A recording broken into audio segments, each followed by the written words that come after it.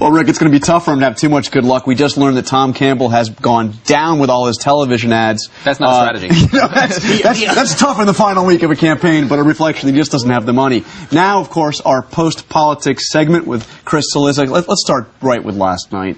What the hell happened in Alabama? Man, Archer Davis down. You know, this is why I like politics, because it's unpredictable. Yeah. You know, I think what we were talking about was, well, is Artur Davis, how much is he going to win by? Is it going to be close? And not only does he lose, but I heard Rick say he got walloped. Yeah, I mean, it's like a 25-point defeat. Look, I think it was a combination of a couple things. One, he ran as a general election candidate in a primary, largely to preserve his ability to get elected in the general election. He forgot the critical thing that if you don't become your party's nominee, it greatly reduces your ability to win the general election. I also think he resisted a very tried and true strategy, which is there are unelected black officials in that state that control lots and lots of the African-American vote. Artur Davis not only didn't court those folks, he actively ran against them, believing that he needed to break that idea that he was beholden to them. He lost to Ron Sparks, a white agriculture commissioner who nobody really knew that much about, in some of these heavily black counties, 70-30, 65-35. Stunning, just stunning result. Let's start another Alabama race. Some surprise here. Parker Griffith.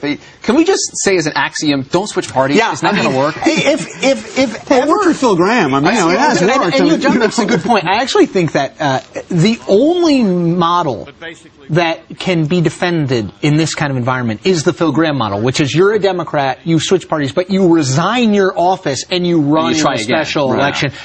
Basically saying to voters, it's up to you.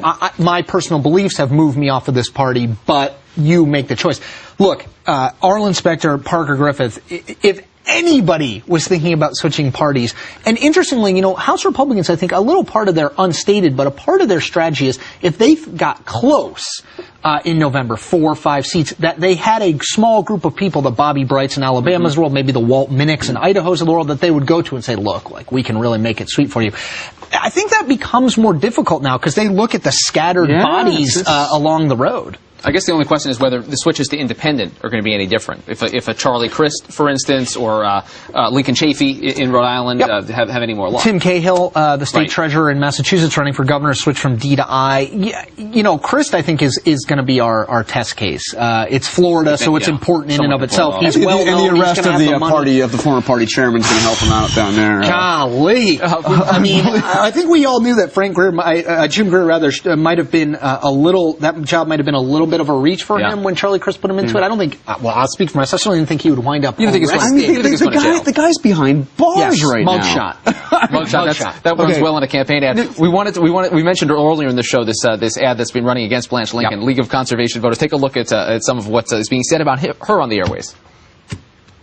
Big Oil has another gusher, but this time it's tens of millions in campaign cash. Over the last 2 years, Blanche Lincoln has taken more oil and gas money than any other U.S. senator, over $500,000 since elected. Maybe she got that money because she helped Bush and Cheney give oil companies $14 billion in tax breaks, or because she voted to allow risky offshore drilling for BP and others. It's time to send Big Oil a message. On Tuesday, send Blanche Lincoln packing.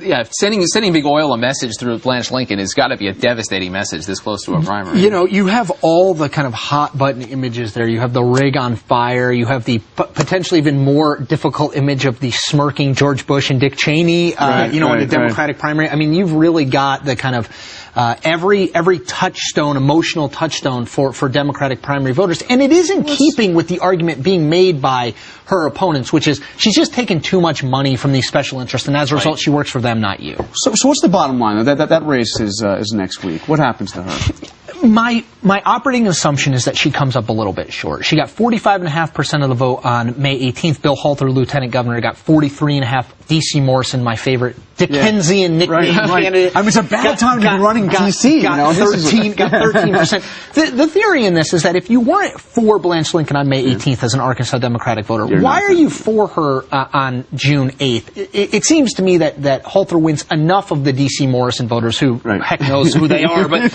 wins enough of the D.C. Morrison voters to who was actually running from her right, but running from her ideological right. The question is, was it an ideological primary vote, or was it against her? And I think it was against her. That's my belief. Some oil on top. And by the way, it would be the third sitting incumbent to lose. Bob Bennett, Arlen Specter, most since 1980. Pretty incredible. Chris Cillizza, it's Post Politics, the Fix blog, WashingtonPost.com. Thanks for being here. Thanks, guys. And that's it for Top Line. All right, Twitter.com/the Keep the conversation going. So.